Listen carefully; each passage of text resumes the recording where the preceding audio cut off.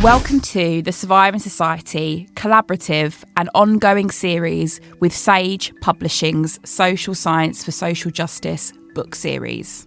This series reflects Sage's mission-driven approach to publishing by platforming emerging voices and enabling the dissemination of bold thinking that will inform the work of future generations of scholars and changemakers.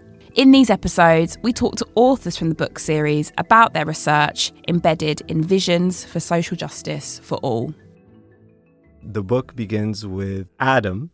I begin with his account on purpose. Adam is someone that I know personally in Denmark who was stopped by the police. They essentially held him down at gunpoint with assault rifles because he was sort of driving in, for him, the wrong neighborhood. It was an affluent neighborhood, and the police saw him as a threat. So he was taken in and then dismissed, and it was a very powerful experience for him. Adam told me he wants to see a psychologist, and when I asked him why, he said it's because he wants to prove to the police that their intervention, the way they pulled him out on the street and pointed guns at him, was was a very terrible experience. But he told me when he made an appointment with a psychologist, he didn't actually feel traumatized. He didn't know what trauma was. He just understands sort of intuitively, like there's some sort of like mental health language that we should be using. So he said, okay, I'm going to go see, I went to see a psychologist. So now reading from the book on page 3, Adam's account of his psychological consultation was comical to the point of satire.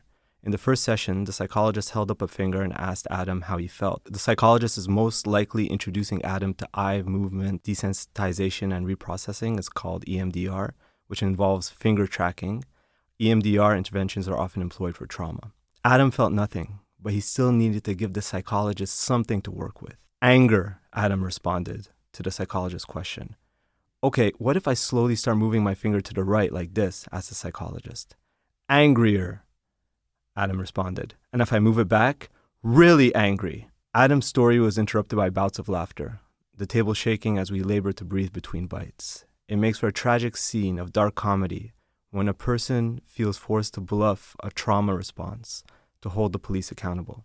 In the end, the strategy failed, but not because the psychologist became privy to Adam's plan. Rather, Adam felt the psychologist was taking his performance too seriously. He was worried he was about to receive a mental health diagnosis, when he just needed something, a piece of paper perhaps, to present against the police. I'll jump now to page 5 as to why I introduce with Adam. It may seem strange for a book on psychology and statecraft to begin with Adam's story. In my years of writing, teaching, and organizing on psychology and Islamophobia, I recognize a book ought to begin with a more impersonal account, list the official statistics of Islamophobic hate crimes, explain that Islamophobia is a form of racism as any other racism, with a real and demonstrable impact on health, display the astounding statistics of mental health problems in the Muslim community, especially as a result of discrimination, offer a public health strategy towards the eradication of Islamophobia. Pray my writings will be read by policymakers. Perhaps if I followed these guidelines exactly, there's hope the inner and outer conditions of Muslim distress would be understood. But this is not such a book, not because there's no truth to these arguments. There certainly are. This book takes a different approach because I feel something is lacking in our current racism and mental health discourse. This lack becomes more evident when we speak of Muslims in the global north. In this lack, our capacity to dream an alternative future is disrupted. We cannot see beyond incessantly trying to improve the institutions we find ourselves in. Hello everybody, welcome to Surviving Society. My name is Dr. Chantel Jessica Lewis. This is the first episode of the Sage Publishing Social Science for Social Justice podcast. In this episode, I'm so excited today to be joined by Dr. Tarek Younis, who is a senior lecturer in psychology at Middlesex University. He researches and writes on Islamophobia, racism and mental health, the securitization of clinical settings, and the politics of psychology. He teaches on the impact of culture, religion, globalization, and security policies on mental health. As a registered psychologist, he primarily works with individuals who've experienced racism, Islamophobia, and state violence. we're going to be talking about Tarek's contribution to the Sage Publishing's Social Science for Social Justice book series. Tarek's contribution is a book called The Muslim State and Mind, Psychology in Times of Islamophobia. This is such a beautifully written book. It's such a deeply personal and political reminder of how entrenched and embedded racism, and in this case Islamophobia, is in society and within the disciplines of how we understand ourselves more broadly.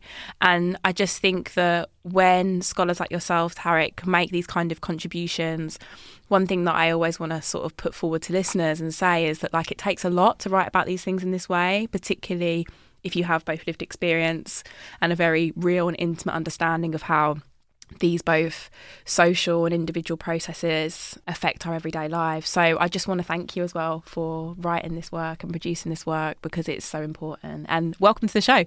Yeah, thank you for having me. Yeah, I really appreciate you just giving me an opportunity to, share my thoughts and, offer your amazing platform. I've always been a huge fan, as I was mentioning. I'm always listening to your podcast anyway, and it's just a great opportunity to be here again.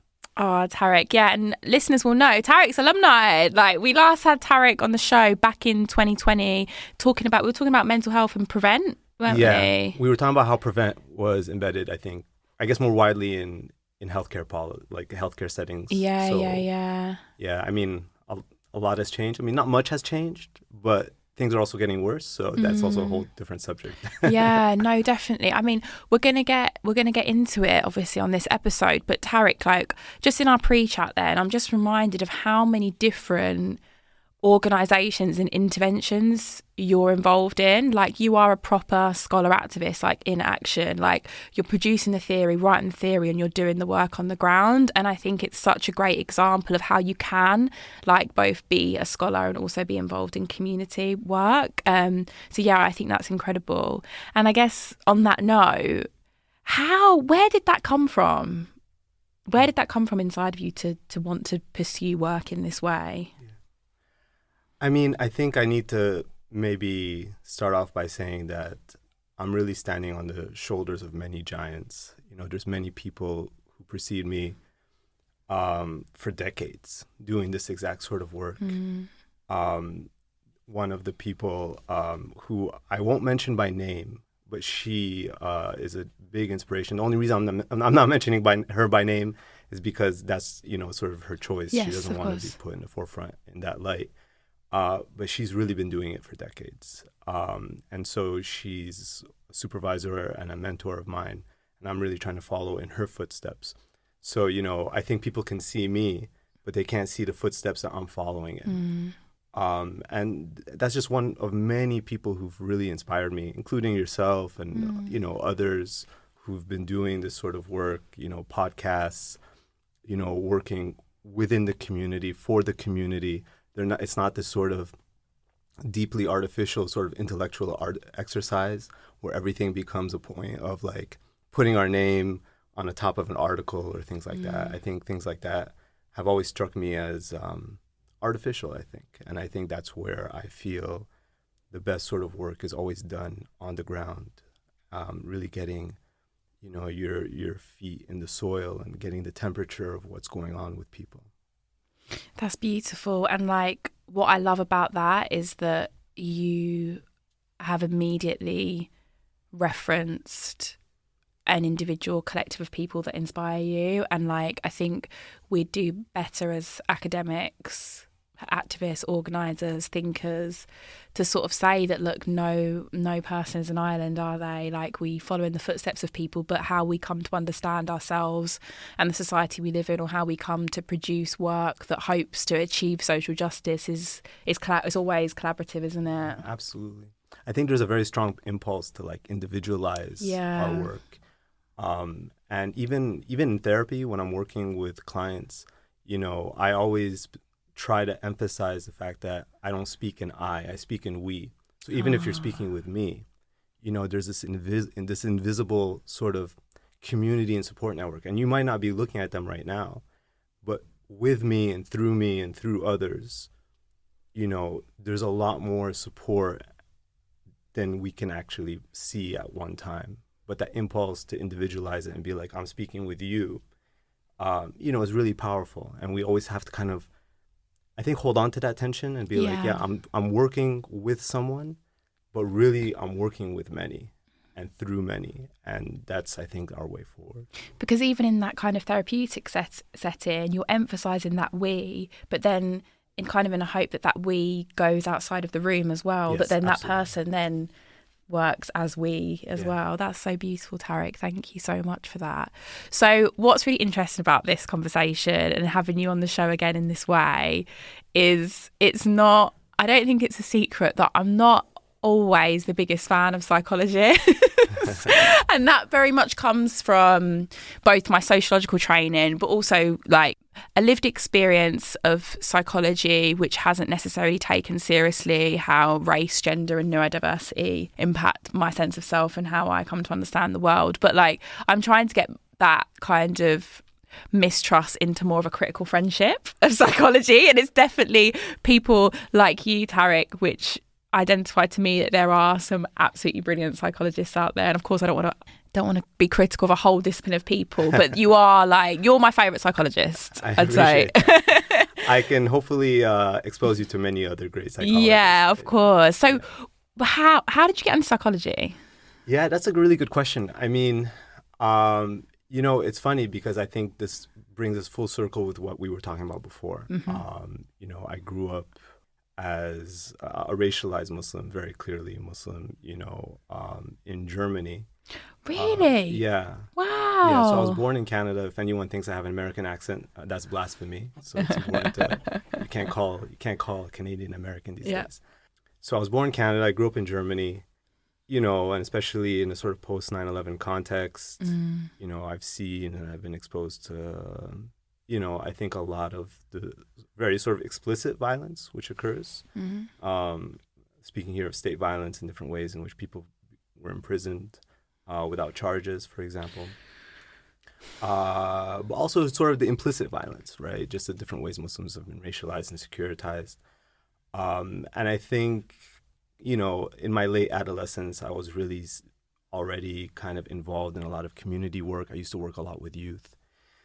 And at that time, I was actually studying whatever. I was just kind of coasting through life. But I realized, I need to maybe find a way to, spend more of my time and energy thinking of how to support these youth. So, I think the idea of psychology just kind of came up.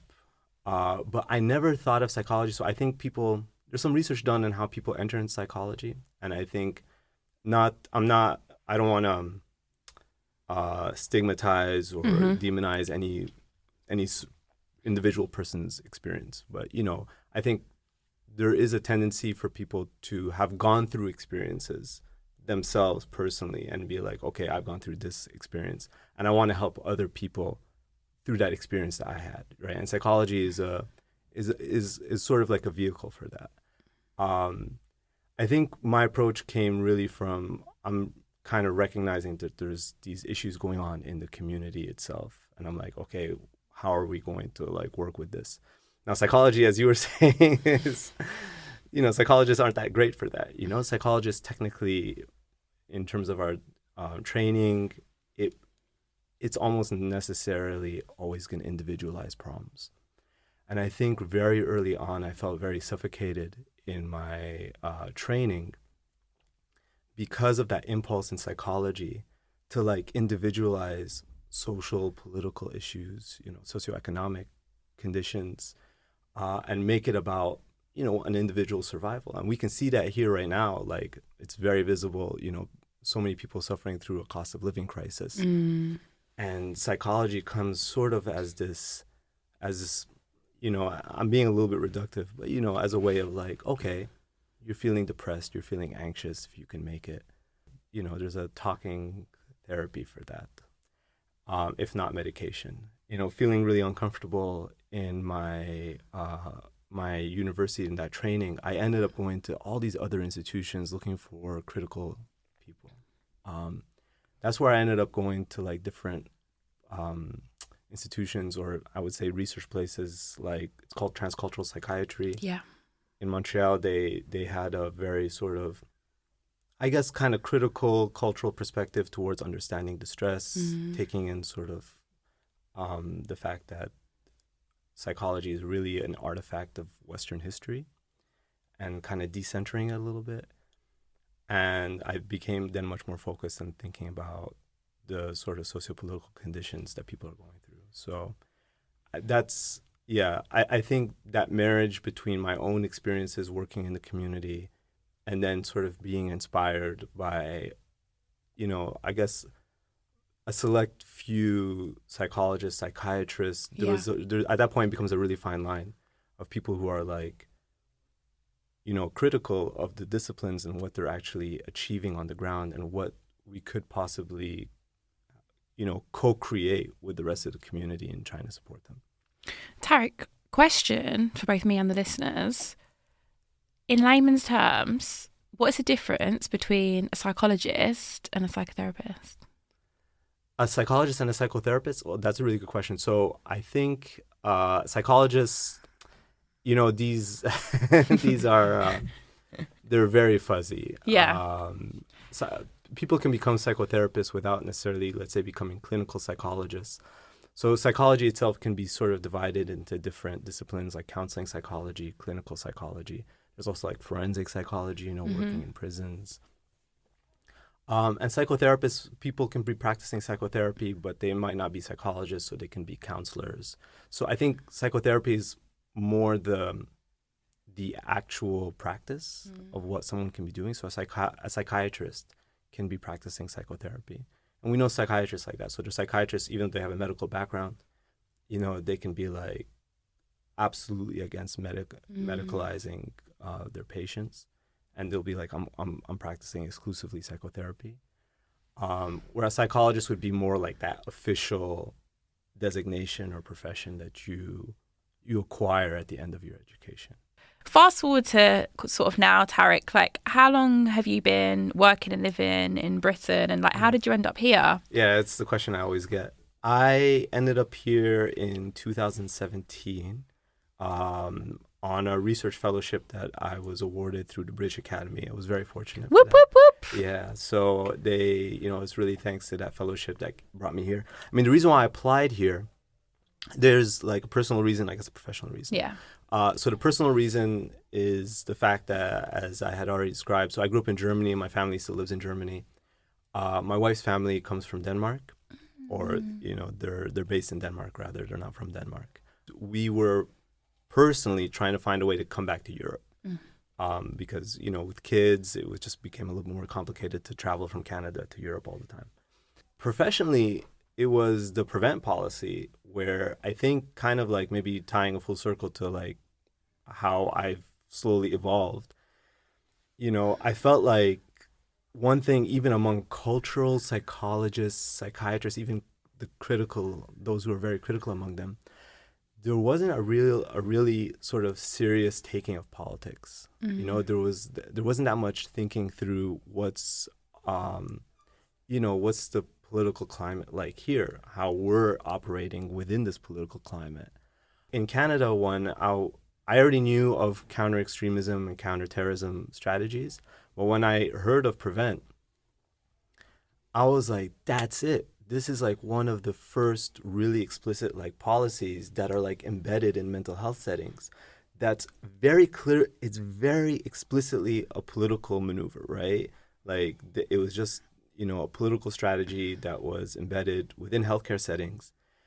And I was like, this is like a great opportunity to explore that link between sort of these political strategies and racialization and mental health.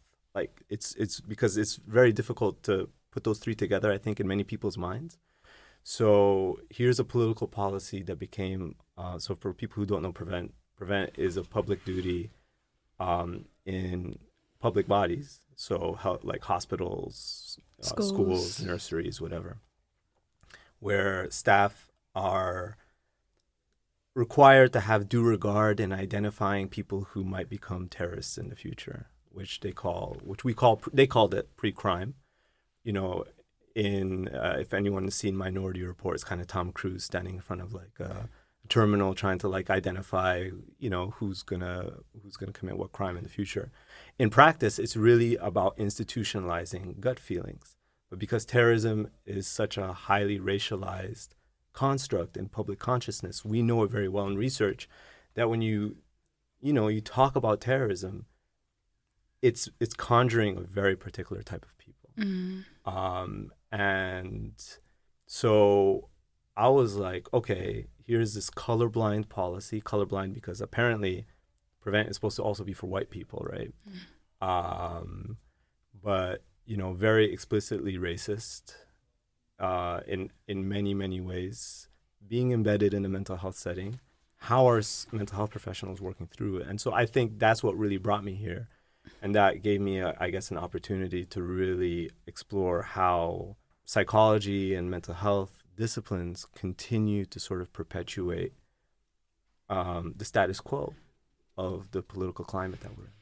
What's really interesting about what you've said so far, Tarek, is that you got here in 2017, and I know, like both professionally and personally, how embedded you are in different community organisations and scholar activism. And you're such a brilliant example of kind of digging where you stand and like an understanding of what your kind of discipline and training can bring to this work of resistance. And like, you've only been here since 2017. I didn't realise, I thought you'd been here ages. And like, I can't believe how many different initiatives you're involved in. This is incredible. It really, really is. Okay, let's go on to the book. Talk to me about the book. What kind of motivated you to write this book? The way I came to write the book is actually really probably a simple follow-up on everything I've explained so far. I felt like there's like a politics of psychology that's important for Islamophobia and sort of the racialization of Muslims. And there's the politics of Islamophobia that's important for psychology, psychologists, and mental health professionals, right? So it's like this two-way street between politics and psychology where Muslims are sort of in the center of it, which, to be frank, many people have been writing about for decades, and specifically on the process of racialization and especially the colorblindness of mental health disciplines. We know mental health disciplines have like a long history of kind of managing ideal citizenry. We know that from like the civil rights movement in the United States. Mental health diagnoses were a political tool in ensuring that Black activists couldn't purchase weapons, for example, to defend themselves, right? Like, there's long histories here with racialized communities. And so, people have been writing about this for a long time, but I kind of felt like this wasn't super accessible to many. And I felt maybe also there's a way of accentuating Islamophobia in particular as a very particular form of racialization, which would include other forms of racialization as well. And I bring an example of that, of like a Black Muslim on the streets of London. He might be, and not might, I know this has happened, this is something that happened for real. He was taken by the police, and frisked through stop and search policy, right? Because he was Black. But then when they discovered that he was Muslim, he kind of became securitized through that. When they found a knife on him, his violence, the racialization of the violence that he embodies, took him in a different direction as well. So he became securitized through the war on terror, and that was figured through a logic of like, counter extremism, right? And like that intersection is something that we haven't really captured too well. So my book doesn't necessarily cover all of that, but it speaks to like just the importance of thinking through, for, I guess, at least as much as I try, for the wider public, why, Islamophobia is very revealing of how psychology operates today. Why do you think it is that intersection's been neglected? I don't know. I mean, I think there's an element potentially of like identity politics, and like we all sort of just embody like very, almost like it's discrete identities. Like this person's Muslim, this person's Black, right? And I think that's always worked against us in like solidarity of like the common ways in which, the political forces or, you know, the political climate that we're in, like nationalism, racialize us all on the boundaries, you know, of whiteness, essentially. So I think, you know, just people have written a lot on that. Yeah, I think it's a massive failure. I mean, if we look at hostile environment, you know, we look at, as I was saying, stop and search policies, we look at counter extremism strategies. There's so much commonalities between them. And in fact, you know, it's really a disservice to ourselves that we're not able to, I guess, mobilize on them collectively as a sort of as like a collective of security logics that operate on racialized bodies. And I think, yeah, we can probably do better there. That's such a good point. Such a good point. And I guess it would be good, like, for the listeners to talk a bit about the kind of last 22 years, really, like thinking about 9/11 and thinking about psychology's contribution to kind of normalizing like politics of the war on terror and how that's the politics of the war on terror, how that's affected Muslim communities in particular. And like, it's so interesting here when you talk about that kind of like that process of racialization then becoming a securitization issue. And like, it's almost like it's like a double jeopardy. Yeah.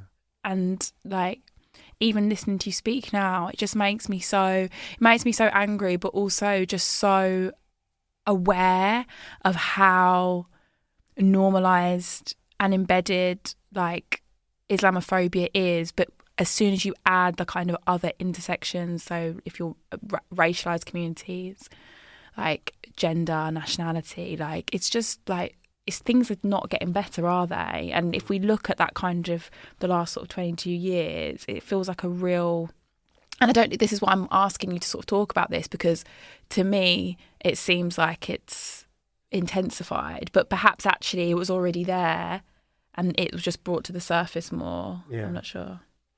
Yeah, I think it's always been there. Yeah. And I think people have been writing about these things for a long time. Yeah.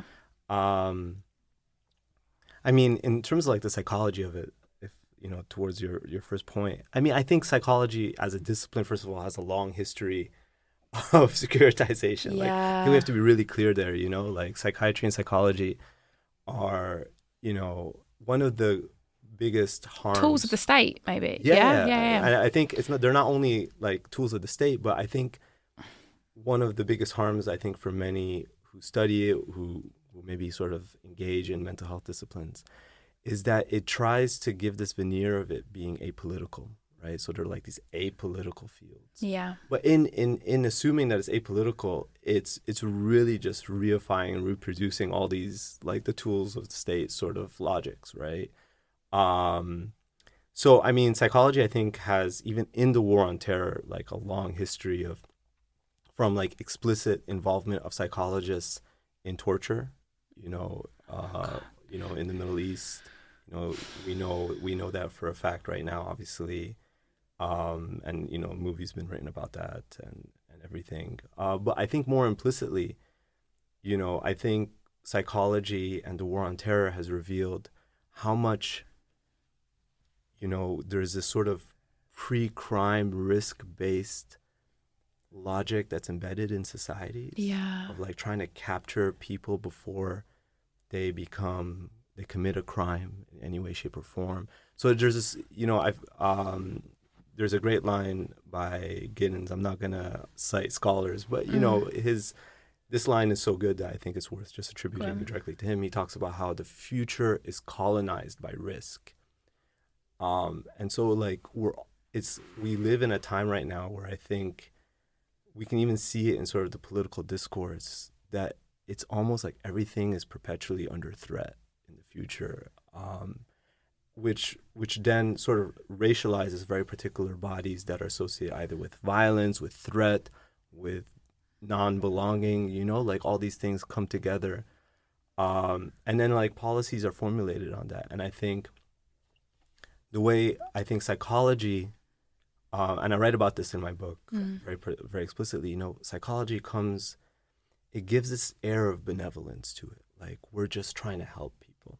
you know? And I think that's the part that's really frustrating for me, but I think it's the part that makes it most sort of acceptable for the public, is that, let's say, you know, someone comes, you know, and they say something that, oh, I find a little bit weird.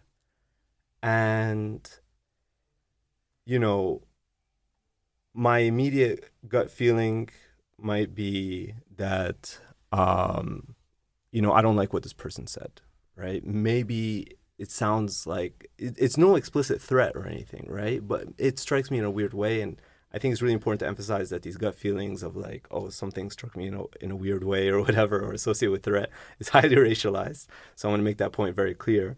You know, for white people to get, for them to provoke that feeling, generally they have to be really explicit in like threats or associations with like white supremacist or neo-Nazi groups. That's often what makes, you know, in the war on terror, that's often how they're captured. But, you know, let's say a Muslim youth is very upset with something that's happening in the Middle East, right? And I should mention, very legitimately upset. You know, they might be upset with some settler colonial occupation that's going on, right? And this strikes a teacher as oh, this kid has a problem managing their anger, right? But now the prevent policy, what it does is institutionalizes that gut feeling. Okay, so that's what we know that already. So they'll make a prevent referral because they don't feel like that kid is managing maybe their anger. They can't manage it well. But this is where psychology comes in, because it allows that sort of benevolence in like, well, I'm just trying to help that kid in like becoming more well-rounded in their emotions. You know, if they're depressed because of what's happening, you know, outside of Britain, this will help address that depression, as if that's the problem, right? But psychology has always done that. It's just very clear this is how it's also operating within the war on terror. That's such a brilliant answer, Tarek. And like, it's really made me think about like who gets both policed and who gets policed when it comes to critical thinking about the world. Like, who is allowed to think, research, understand what's happening around them in a critical way, and that is extremely racialized. We had a really great episode a few months ago with Prevent Watch, and we were talking about like how, even though it's important for us to kind of have that conversation about who gets whose ideas, or whose critical thinking gets quote unquote police, and then who gets referred to Prevent, but also that we don't want to then say, well, these white kids that are reading or thinking about or spouting views from people like Andrew Tate, like they need to now be referred to Prevent. And that's why this work is so transformative that you're doing, and so crucial, because it's not a race to the bottom. It's like we have to take people with us, even the ones that are kind of are pushed towards a politics of hatred. And that's not to say that I'm not now saying that the example of the young people you gave is an example of people that are being radicalized, but what I'm saying is those that are racialized as white, or that are engaging, and it's unfortunately, well, the facts are it's not just white men in particular that are being radicalized by people like Andrew Tate, your manosphere people. It's a whole range of, it's a multi-class, multi-ethnic issue, as with all of patriarchy. But like, what's really important about this work is that we don't want any securitization. We don't want any policing of gut feelings, do we? No. Yeah, absolutely not. I mean, at the end of the day, any expansion of security will always be much worse for racialized communities. Yes. I mean, I think that just point has to be very clear. Yes. You know, and I think I often get that critique when I talk about Prevent or anything. You know, people will be like, but can it be, you know, modified to like just get the far right? Or can't we do better at getting white people, you know? But like, that argument has already been sort of totally dismantled in the war on drugs in the United States. You know, it's not like police officers in the United States are being asked, go, go pick up black people off the street. They're not. That's not how it happens. They're being told, go look for, go look for gang members, whatever it might be. These highly racialized constructs, and within a prison industrial complex of just like trying to get as many people as possible. That's how it happens, right? Like the whole point is that if something's inherently racist, by trying to capture white people, you're just sort of anchoring it as a policy, as a strategy. And white people are not going to get more captured through it. Because their bodies alone will never be sufficient, right? So that's the whole point of racialization, right?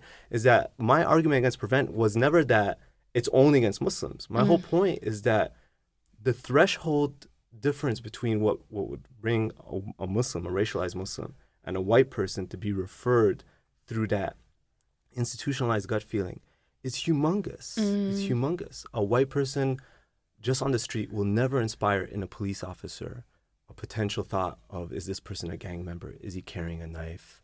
If the person's a racialized Muslim, is his anger associated with extremism? Because their bodies alone don't conjure these images. It's so powerful, and it's just such a key example of like, our politics can't be a race to the bottom.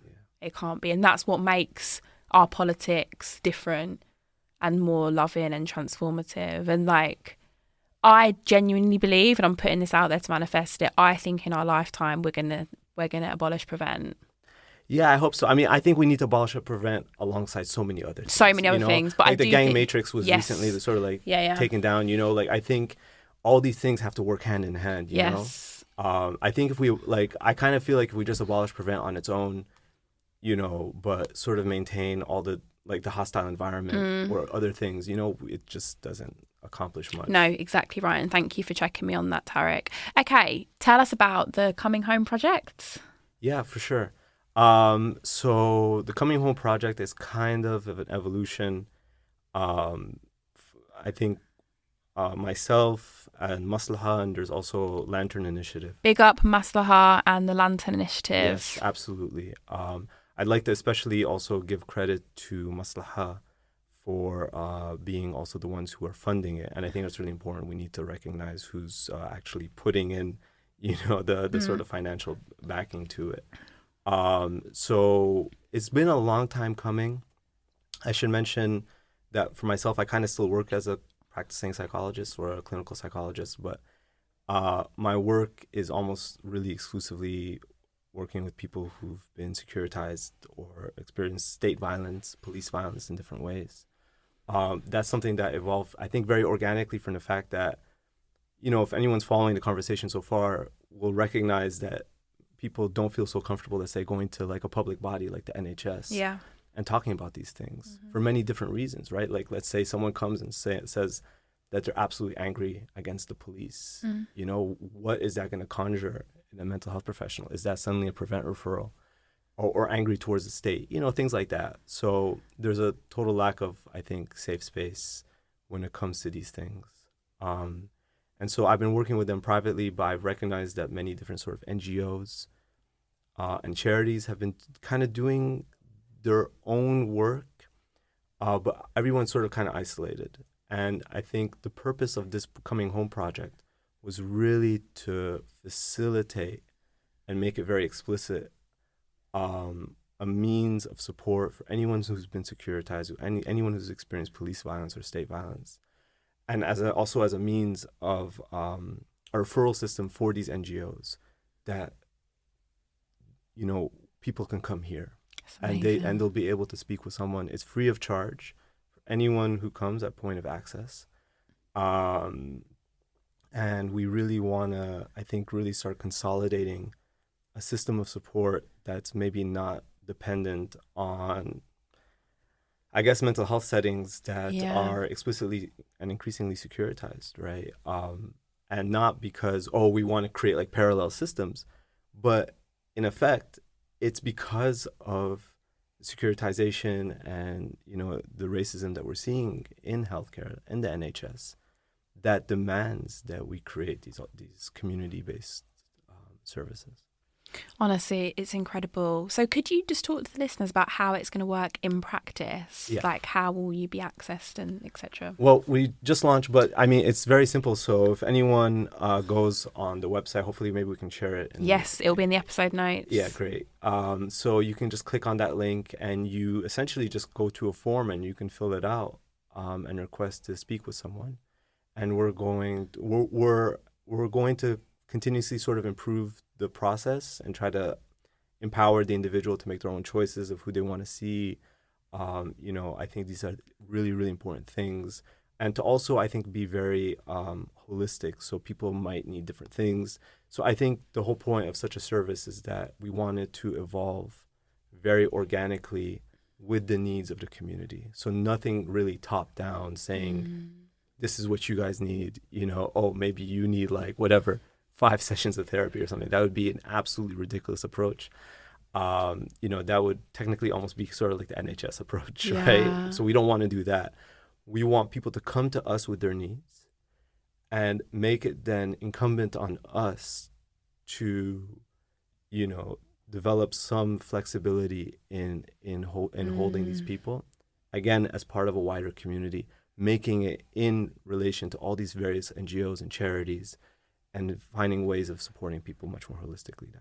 And will it be primarily done online or? Yeah, well, that will depend on, so that's part of it. Yeah. So I think that flexibility is that if someone comes and they say they only want to see someone online, then yeah.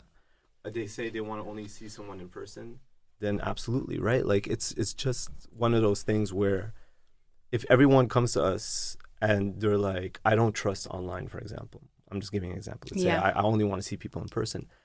That's the sort of thing we want to increasingly also document and be like, okay, we really need to like maximize on our offline space and find something that's much more, much more appropriate. Yes. For people who've been securitized, experienced police violence, state violence, whatever it might be. So yeah, I think we're very open to ideas. If anyone's listening and they're like, oh, maybe you need to think about X, Y, Z, I'm really happy to hear what you have to say. And, I think for us, we're really in it to make it, to address a community need. Yeah. Right? Like we're not in it for anything else really, right? So if it addresses a community need in any way, shape, or form, we're happy, right? Like I think that's what we need to work towards. Oh, it's just so inspiring to sit and talk with people like you, Tarek, honestly. How do you, in doing this work that is so high pressured and so crucial, like how do you look after yourself? Luckily, many of the footsteps of people that I follow in are still alive and around. So that helps. I think I often turn back to people that inspire me.